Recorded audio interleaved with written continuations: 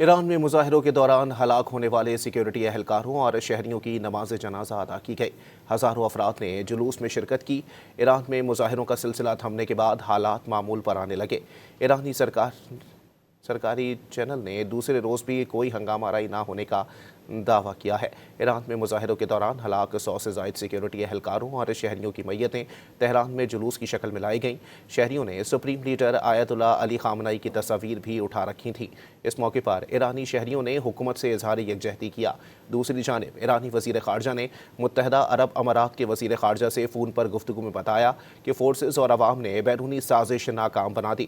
ملک میں امن قائم ہو چکا ہے۔ ادھر مظاہرے تھم جانے سے ایران میں بازار بھی کھلنے لگے ہیں۔ ایران میں مظاہروں کے دوران ہلاک ہونے والے سیکیورٹی اہلکاروں اور شہریوں کی نماز جنازہ ادا کی گئی۔ ہزاروں افراد نے جلوس میں شرکت کی۔ ایران میں مظاہروں کا سلسلہ تھمنے کے بعد حالات معمول پر آنے لگے۔ ایرانی سرکاری چینل نے دوسرے روز بھی کوئی ہنگامہ آرائی نہ ہونے کا دعویٰ کیا ہے۔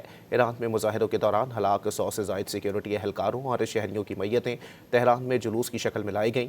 شہریوں نے سپریم لیڈر آیت اللہ علی خامنہ ای کی تصاویر بھی اٹھا رکھی تھیں۔